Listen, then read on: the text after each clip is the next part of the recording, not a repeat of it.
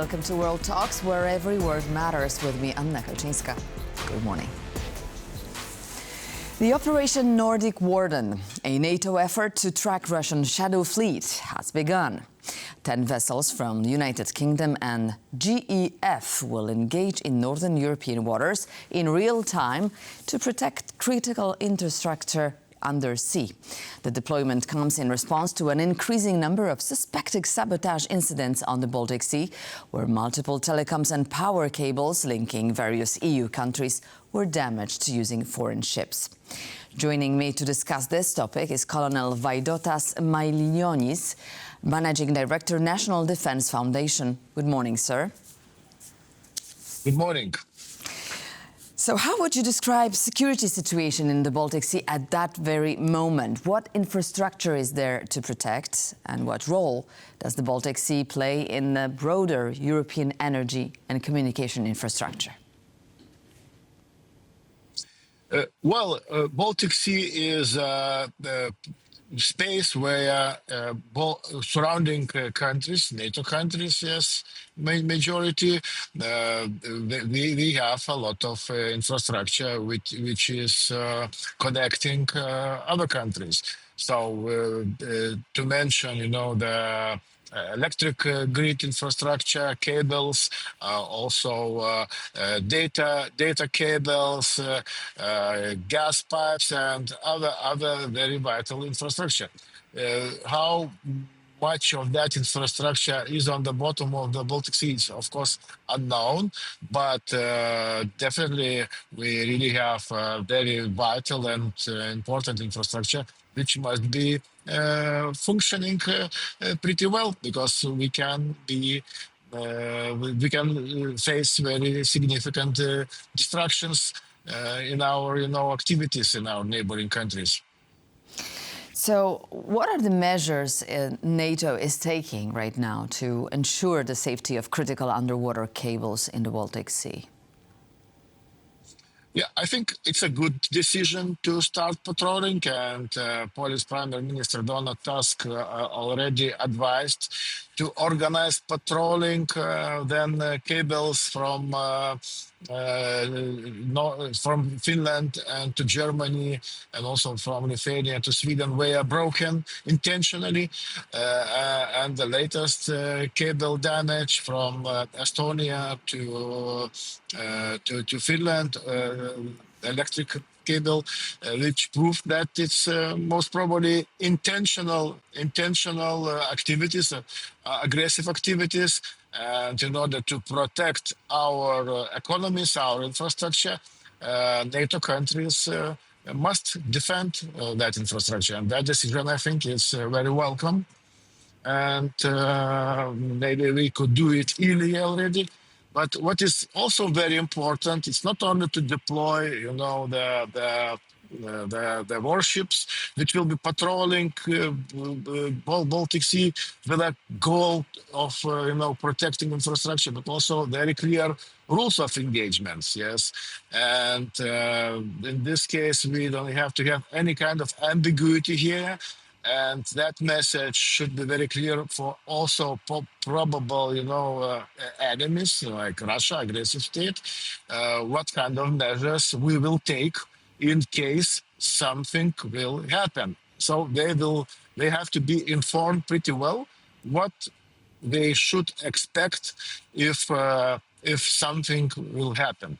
And also that is very important for the commanders of that operation, yes. For the commanders of the warship, they need to know what kind of rules of engagement they have. Very important. Exactly. You say rules of engagement and no ambiguity. We hear you well, but what are the potential measures that could be taken in case of a hybrid warfare by malicious actors would be proved? Well, I think rules of engagement is, the setup of procedures, what and how patrolling warships should react. So first, most important rules of engagement, they have a right for self-defense. So in case of attack, or they have a right to defend themselves, but also rules of engagements based on the mission. Yes, what is our goal, and also the mission is also should be very clearly defined. We are protecting, for example, that and that infrastructure, and also we should explain how. For example, we will be monitoring approaching ships, we will be checking them, and in case we will be stopping them. And that should be very clear and very well communicated to the all ships which are traveling, which are crossing Baltic Sea.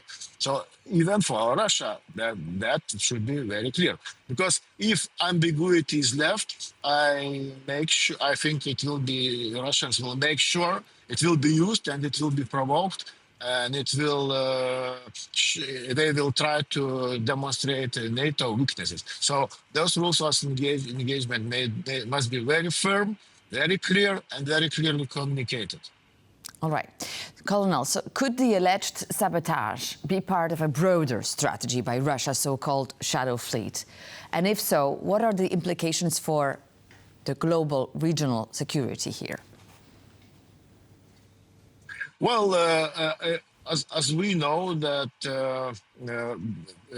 now main goal is to protect our infrastructure. But if this patrolling mission is also for mitigating and controlling the shadow fleet, that also should be very clearly stated in the mission. And I think NATO countries definitely we have tools how to organize those patrollings. But also, if that mission is also related to the shadow fleet, to reinforce sanctions which NATO countries imposed for Russia, then it also should be very and clearly stated. So we will be also monitoring and stopping illegal shipments. All right, let's get to the JEF, whatever it's called. So Joint Expeditionary Forces. Who are they and who do they respond to? Well, Joint Expeditionary Forces, probably you are talking about the forces which are led by the UK, and it is composed by Baltic and Scandinavian countries, yes. And just, I think a month ago, they had the discussions and the high-level meeting in Tallinn. And I think that is also a very good tool. In case of need, they can be, deployed for operations. Those forces are rapid reaction forces. And also, if there is a need, they can be scaled up. The numbers could be increased, and also, the other capabilities could be attached to the mission. So this is the tool for the reaction of some unexpected situations. But also I should mention that it is not NATO format. It is, of course, those are all NATO countries, but this format is also, not all NATO countries are involved. So as I mentioned, UK, Baltic states and Scandinavian countries. Right. To be precise, UK, the Netherlands, Nordic countries and the Baltic states. Yes. So who gets to decide about who is involved in GEF, Joint Expeditionary Forces? Because, for instance, Poland is not involved, and Poland has been a strong advocate for this joint mission on the Baltic Sea. So why is not Poland taking part of GEF? Well, Poland, I think, still have opportunity to join that JEF, I believe, because JEF was established in 2014 after Russia's attack on Crimea. So this is already a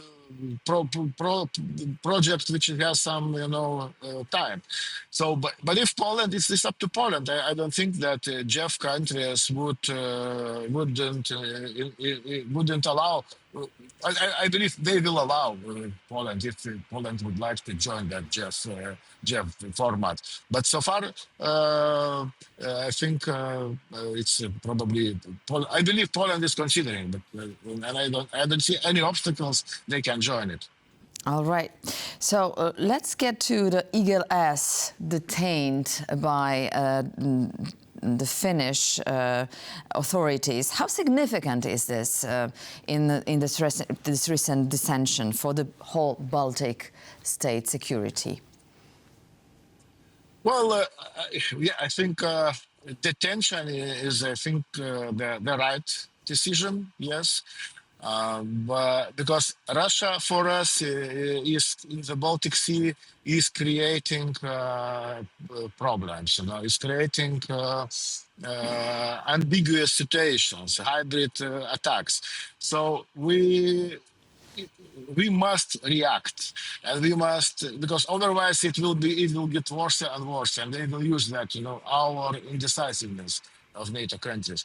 So this step by which was made by Finland to take over that ship is, I think, a good tool. But also other NATO countries also should join, should reinforce that, because what else? After how much time Finland will hold it? If we will prove that it will be proved that that ship really was involved in the damaging of the cable. So what we will be doing? So there should be consequences, and for or you know, terrorist state in Russia, they must face consequences of this. So because if they will not, they will continue and endlessly. So finally, we have to decide what kind of rules of engagements we are using, what kind of protocols. We must become firm. Exactly. So, Colonel, as I understand, this operation, Nordic Warden, is going to last until April. What then? Well, I believe it will be prolonged. It's just, you know, it's not a deadline. It's just, you know, the deadline for the name of the operation. But countries will decide to prolong it. If I don't believe that threats will disappear by that time. But yes, this is probably a normal approach, and I bet it will be prolonged. Thank you so much for your comments and for your expertise. Colonel Vaidotas Malinionis was our guest today. Thank you so much, sir. Thank you for the privilege. And thank you for watching this edition of World Talks. But please stay tuned to TVP World. We're coming up next with next features and more news.